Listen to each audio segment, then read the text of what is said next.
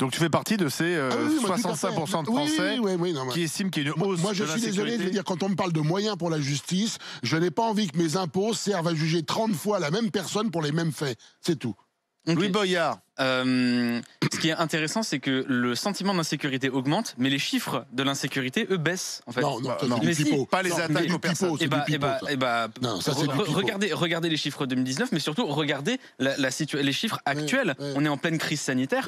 Forcément, les chiffres ont baissé. Regarde ce qui se passe dans la rue plutôt que sur les chiffres. Mais je vois ce qui se passe dans la rue. Bien sûr qu'il y a des gens qui se font agresser, mais beaucoup moins qu'avant. Non, les attaques aux personnes. Non, c'est pas vrai, ça augmente. Les cambriolages ont baissé, forcément, les gens sont confinés chez eux. Je sais, mais alors déjà c'est une première chose. Quand on parle de l'insécurité, il faut poser les mots sur ce qui se passe. Mais j'ai une question. Donc toi, tu dis qu'il y a pas de problème d'insécurité. Je ne veux pas dire qu'il n'y a pas de problème d'insécurité. Bien sûr que non. Les Français se trompent. Non, ce que je suis en train de dire, c'est que j'ai l'impression que le débat sur l'insécurité, il est complètement extrapolé et qu'il n'est pas raisonné parce qu'on ne s'attarde pas beaucoup sur les chiffres et qu'on a un sentiment d'insécurité qui est parfois assez infondé et il faut se demander d'où est-ce qu'il vient. Je pense que par exemple le sentiment d'insécurité, il vient plus des JT de TF1 ou de Gérald Darmanin et de tous ces faits divers qui créent un climat anxiogène plutôt que de la véritable insécurité. Non mais ce que je veux dire, je suis pas en train de dire qu'il n'y a pas d'insécurité en France et il faut avoir un débat sérieux sur l'insécurité, mais il faut aussi regarder la chose avec du recul, avec du calme. Et par exemple quand on dit que la justice française elle n'est pas assez répressive,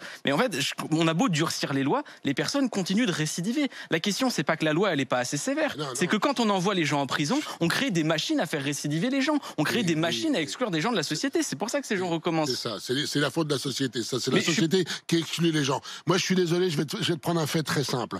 Dans nos campagnes, avant, je vais dire un truc, tous les faits d'insécurité, que les gens dans les grandes villes en parlaient, parce qu'effectivement, il y avait des quartiers qui craignaient, et tout ça très bien. Chez nous, on était peinards, des villes jusqu'à aller entre 60 et 100 000 habitants. Tu pouvais te promener n'importe où, n'importe quand, t'avais aucun problème. C'est terminé aujourd'hui. Même chez nous, dans des villages de 2000 habitants, t'as des cambriolages en plein jour chez les personnes âgées et compagnie. Tout ça, ça n'existait pas avant. Je suis désolé. Moi, j'ai 58 ans, je vis à la campagne depuis 58 ans. Jusqu'à il y a quelques années, jamais j'ai vu de trucs comme ça. Jamais. Et aujourd'hui, c'est là. Tu peux pas le nier. Alors, on a beau me dire peut-être que les chiffres, effectivement, parce que les chiffres, tu leur fais dire ce que tu veux. Moi, je constate les faits. Ce qui se passe autour de moi, ce que je vis tous les jours.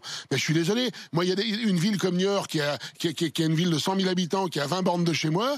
Eh ben, je suis désolé, il y a des quartiers, j'irai même pas le soir. Et je suis un mec. Alors, j'imagine encore plus une nana. Donc, c'est même pas possible. Je suis désolé. Me dis pas que la délinquance augmente pas. Tout ce qui n'existait pas est rendu sur tout le territoire. Le truc, c'est que j'aimerais bien te dire que la délinquance augmente. J'aimerais bien partager ton sentiment. Sauf que quand on regarde les chiffres, c'est pas. Mais je m'en fous de tes chiffres. Et même quand vous regardez les atteintes aux personnes. Sont pas très bons non plus, Louis. Tu veux pas dire que... mais les chiffres sont trop hauts. À partir du moment où il y a de l'insécurité, il y a un problème. Mais ce que je suis en train de dire, c'est qu'on est en train de dire l'insécurité augmente en France. Toi, il n'y a pas d'explosion pour toi. Mais faut réfléchir de manière un peu scientifique. Quand on regarde les chiffres, on voit que ça augmente pas. Bah, il faut se demander. Si, parce qu'en fait, ce qui augmente, c'est la sécurité du quotidien. C'est l'insécurité du quotidien. Les agressions à la personne, notamment dans l'espace public. C'est ça que les gens. Parce que la grande délinquance financière, etc., tu ne la vois pas. Mais en revanche, ce que tu vois, et d'ailleurs, on fait souvent l'amalgame entre les incivilités et la délinquance, mais pour la personne, c'est la même chose. C'est-à-dire que c'est l'incivilité, c'est les gens qui ne se portent pas très bien, c'est la peur de se faire agresser dans la rue. C'est ça qui crée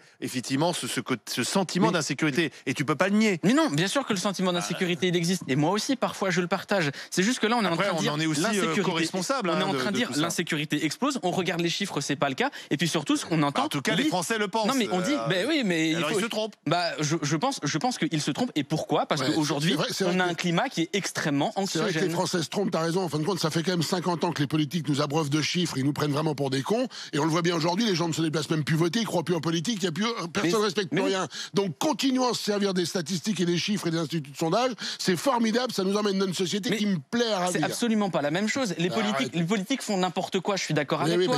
Mais il faut réfléchir. On est en France, il faut réfléchir avec un peu de science. Tu sais très bien ce que c'est que les chiffres. Regarde le chômage. Qui te parle du chômage? Tout dépend de quel chômage tu parles. On va dire, le chômage a baissé. Oui, effectivement, si tu sors telle et telle catégorie, mais quand tu mets tout ensemble, il n'y a rien qui bouge. Donc, faut arrêter de faire les chiffres, tu leur fais dire ce que tu veux aux chiffres. Moi, si tu veux, je prends le bilan de mon entreprise, je peux l'interpréter comme j'ai envie. Puis je peux modifier 2-3 trucs pour que ça change. On dirige la 7e puissance mondiale, tu navigues pas à vue comme ça, tu prends des chiffres. La 7e puissance mondiale, parlons-en.